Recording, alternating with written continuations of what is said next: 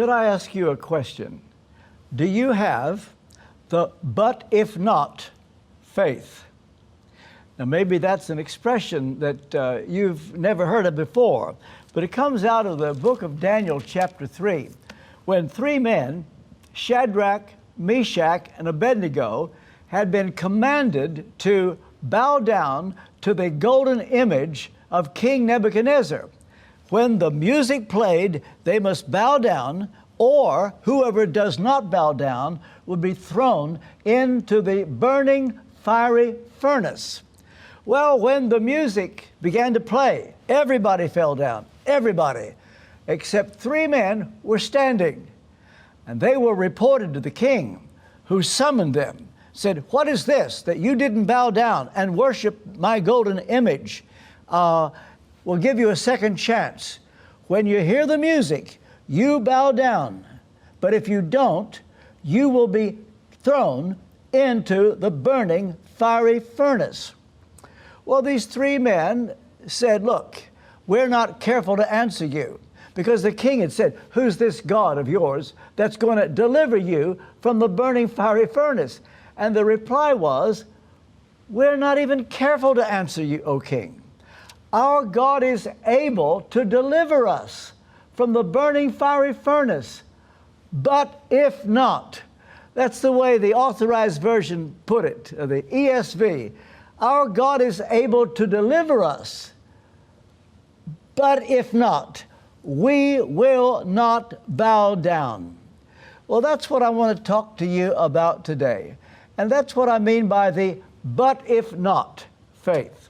It's continuing a story of three men, Shadrach, Meshach, and Abednego. In the first chapter of Daniel, they'd been wonderfully vindicated in their stand not to defile themselves with the royal food. Just remember this: if God vindicates you, it's with a purpose, not merely to give you an inward satisfaction and joy. It's because God's not finished with you yet. And so vindication carries with it a great responsibility. Well, these three Hebrews, Shadrach, Meshach, and Abednego, could not have known that they were facing an even far greater challenge. They've not known anything like this before. They were being trained for spiritual leadership. You see, God gives trials to develop our character. And there are two kinds of spiritual leadership. There's what I would call active leadership. That's aggressive leadership. People that are like this, they have high profile, they get the attention. But then there's passive leadership, often underestimated. And that's what these three were trained for, what I would call passive leadership. Have you ever thought that maybe you were being trained for passive leadership? I can tell you, you are being called to leadership. You may not have realized that. You say, "Well, RT, I am not a leader, I'm a follower." But consider these three men. This is the kind of leadership that is needed among Christians today. Passive leadership is developed by how we react to testing and temptation. Jesus said, "He that is faithful in that which is least is faithful also in much." Let me give you an example of passive leadership. In the 36th chapter of Isaiah, you have the account when Sennacherib threatened Jerusalem, and he insulted everybody. And they were sitting on the wall, and they were being warned that you better bow down to Sennacherib. We're told in Isaiah chapter 36, verse 21, "The people remained silent and said nothing in reply, because the king had commanded, 'Do not answer him.'" In other words, passive leadership. You take your stand. You say, enough is enough. You know, there's a difference between testing and temptation. Testing is when God wants to bring the best out of you. Temptation is when Satan wants to bring the worst out of you. And these men would undergo a different kind of testing, which would determine whether they were qualified for spiritual leadership. I'll tell you something. Passive spiritual leaders are made, not born. This leadership is a grace. It's not a gift. It's something within you that comes, something that comes in time. And it's not something you do as a job. It is what you are as a person.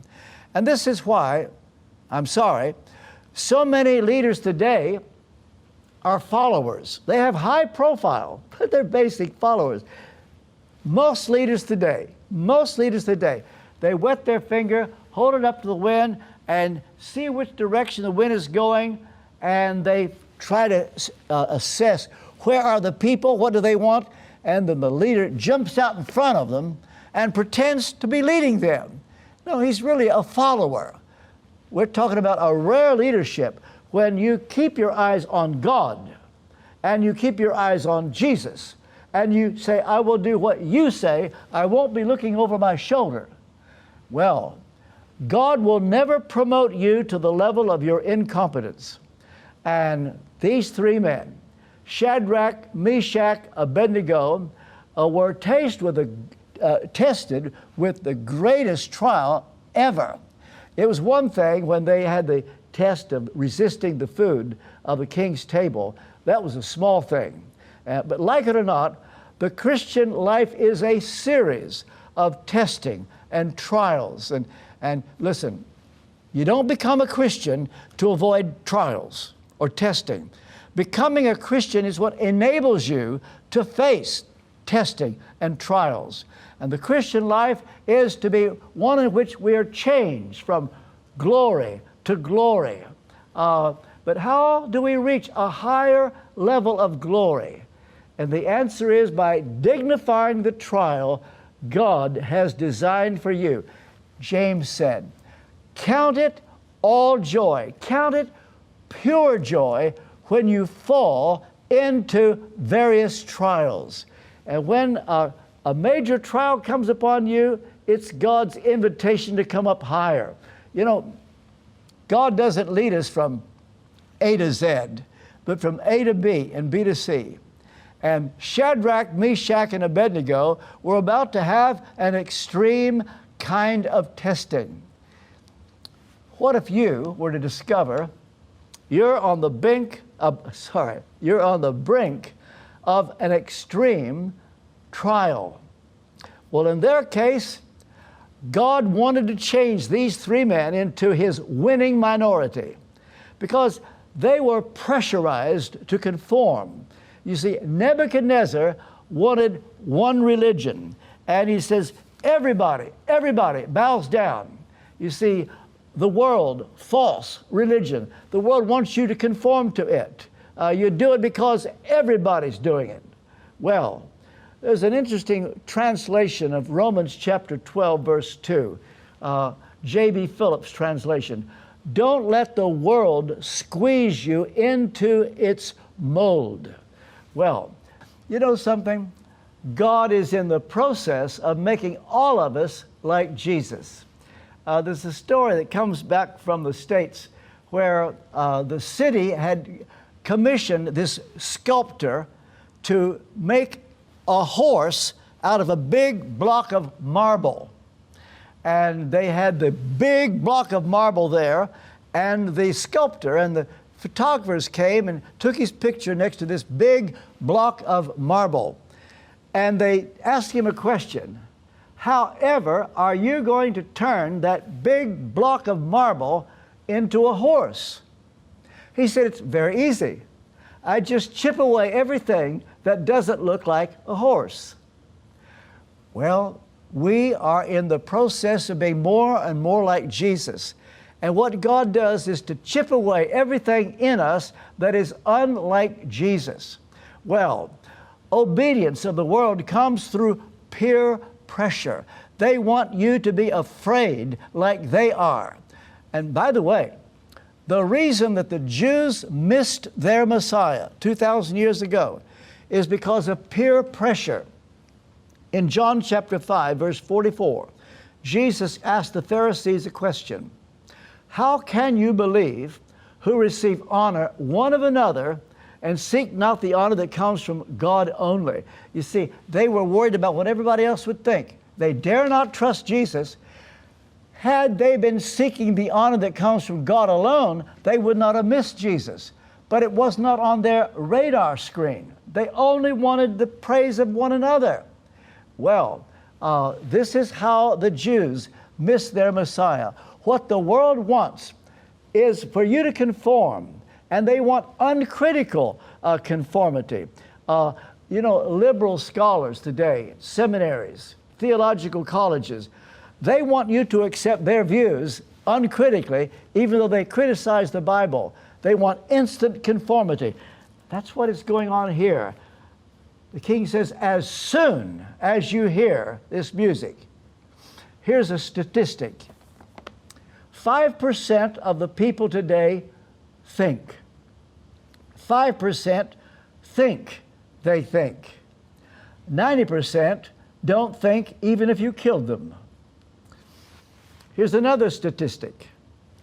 5% of the people make things happen. 5% watch things happen. 90% don't even know what's going on. Well, God wants to make His people different. Shadrach, Meshach, Abednego, they marched to the beat of a different drum. But then in the story, another element comes in. It's called jealousy. There's a verse in Proverbs, who can stand before jealousy? Well, you see, these men had been vindicated and exalted because they wouldn't defile themselves with the king's meat. But now they are brought to a different level. And when you are exalted to a higher level, you're going to find people jealous of you. Paul says, weep with those that weep, rejoice with those that rejoice. It's easy to find somebody who will weep with you. It's hard to find somebody who will rejoice with you. You may think you've got a friend, but if you get promoted very high, they start to be jealous of you. Jealousy. We have to face it every day. It's been put like this. Some people are jealous of your face. Some people are jealous of your race. Some people are jealous of your lace. Some people are jealous of your place. But those who would not bow down, they had a special grace. And everybody was jealous of their grace. And Nebuchadnezzar would never have known about Shadrach, Meshach, and Abednego, but they were reported by jealous people. So when you take your stand, count on someone to report you to those who can hurt you. It can happen at your place at work. I'm sorry, it can happen in the church. Well, here's the thing. Expect that kind of thing to happen. God will bring things out in the end.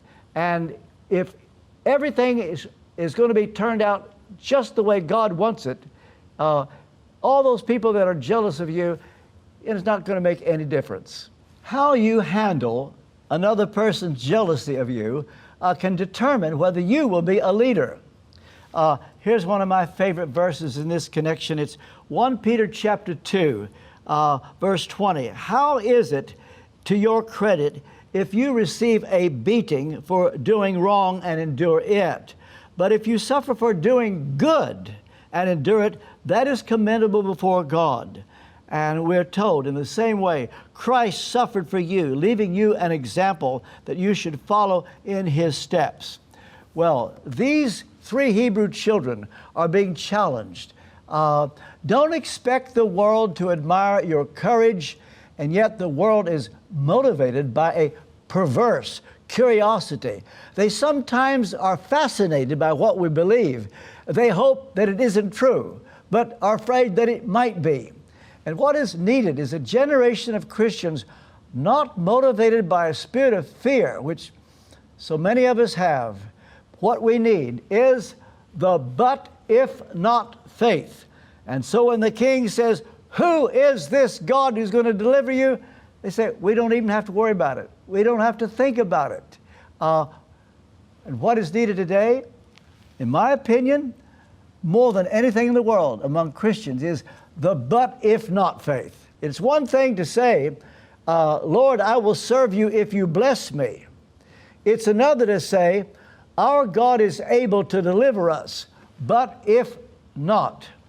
I think one of the worst things that has happened in Christian television in recent years, so many preachers get on television and promise their viewers the earth and sky if they will do this for them. And the idea is that if God blesses you, then you can really serve Him. Are you one of those that if God prospers you, you're going to bless Him? If God heals you, you will serve Him. God is looking for those who will say, if I'm not blessed, if I don't prosper, if I'm not healed, I will serve the Lord anyway. Well, Shadrach, Meshach, and Abednego were characterized by these three things. First was personal conviction. It's very interesting. They had a conviction concerning the nature of God. See, the question was put to them, who is this God?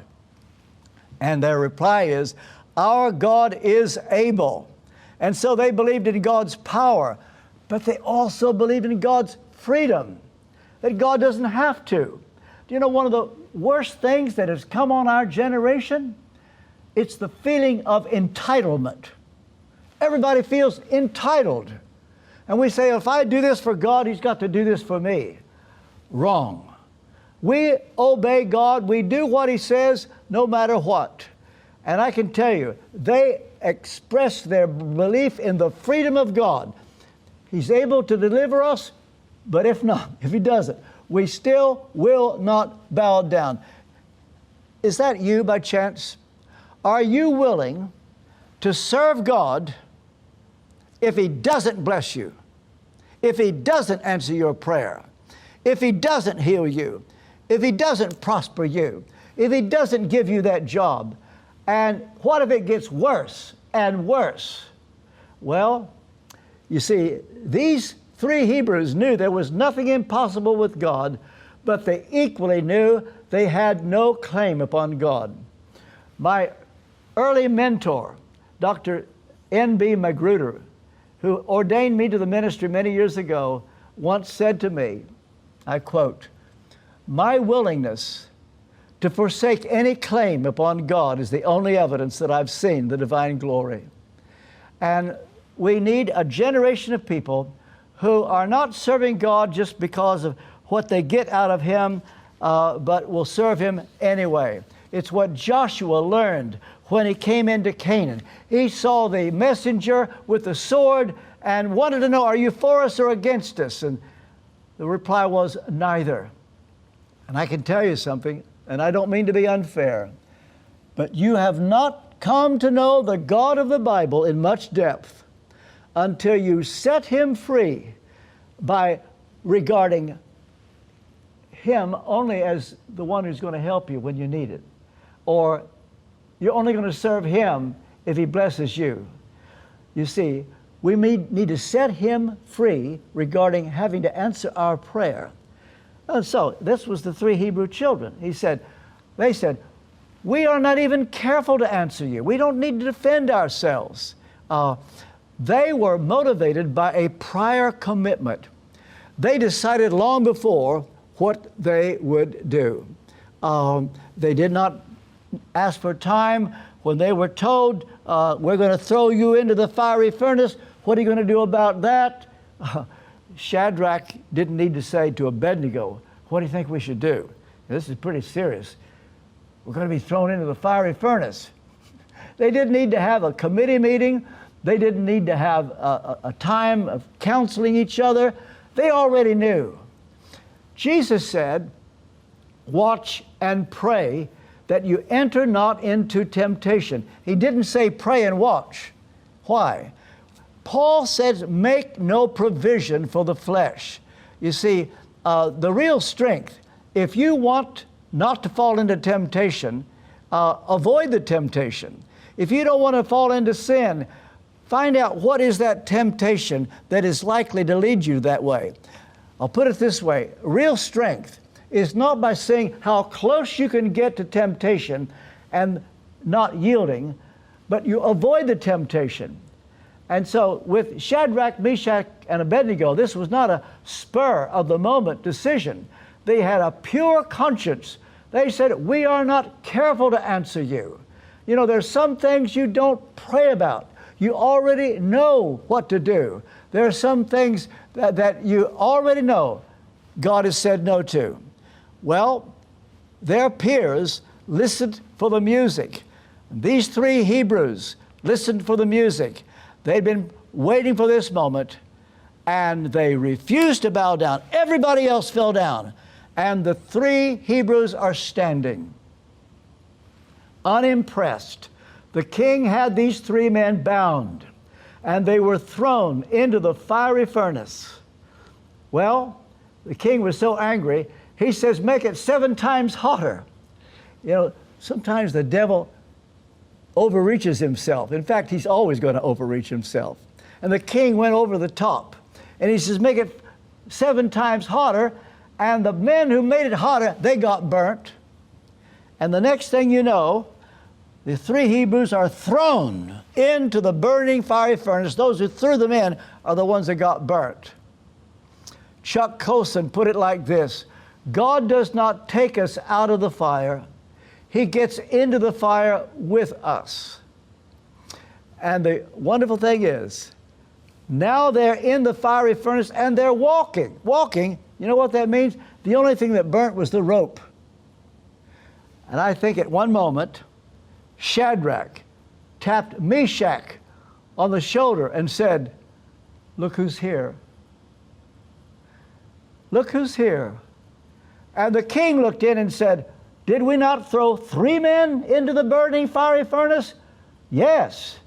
I see not 3, but 4, and one is likened to the son of the gods.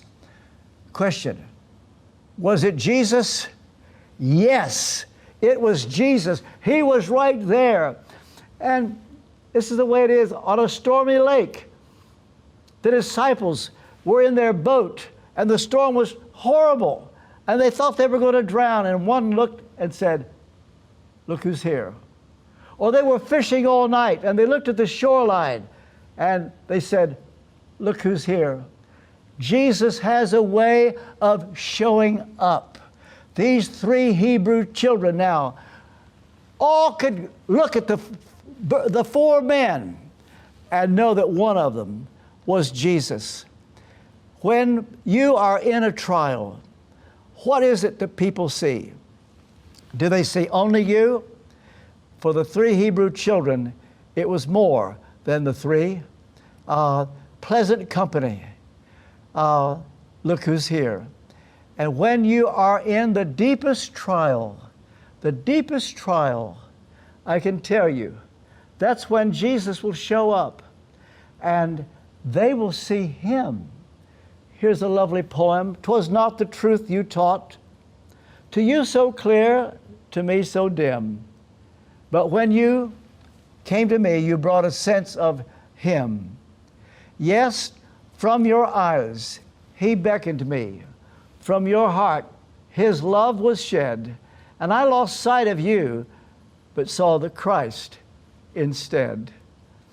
My friend Arthur Blessed was carrying his cross in Amman, Jordan, and lay it down in front of a Holiday Inn hotel. And he said it was a hot August afternoon. I was thirsty, and he said the place was heavily guarded. But I went on in, nobody stopped me. I went downstairs to the bar and got a Coke. And when I finished the Coke, he said, I reached for my wallet to pay, and the bartender said, your drink is paid for. He said, well, what do you mean? That man down at the end of the counter just paid for your drink. Well, Arthur walked down, and it was an Arab sheikh. And he said, look, you paid for my drink? Thank you. Why did you do that? The Arab looked at him and said, I want what you've got. Arthur said, I'm a follower of Jesus Christ. I carry a cross around the world. The Arab sheikh said, look at all these people around. Nobody's smiling. You have a glow on your face. I want what you've got. Arthur witnessed to him. The Arab sheikh took him to the top floor. He happened to be a top oil man. The reason the place was heavily guarded, it was the OPEC meeting. And Arthur now was able to witness to everybody on the top floor, many Arab oil men. They received Jesus that day, all because one man saw in Arthur something different. They will see that about you. When you're in the fire, look who's here. Pleasant company, because the but if not overcomes impossible odds. I can tell you this. In this very year, the odds are you will be unfaithful in marriage. The odds are you will be unscrupulous in business. The odds are you will not break out of self-pity. The odds are you will not get over that grudge. But listen to me. There is a faith that overcomes impossible odds. And that is what we have here. And it's the but if not faith.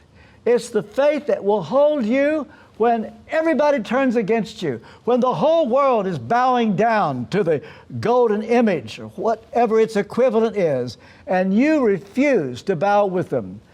God will deliver you. And not only that, your testimony will shake people as it did the king. They will want what you've got.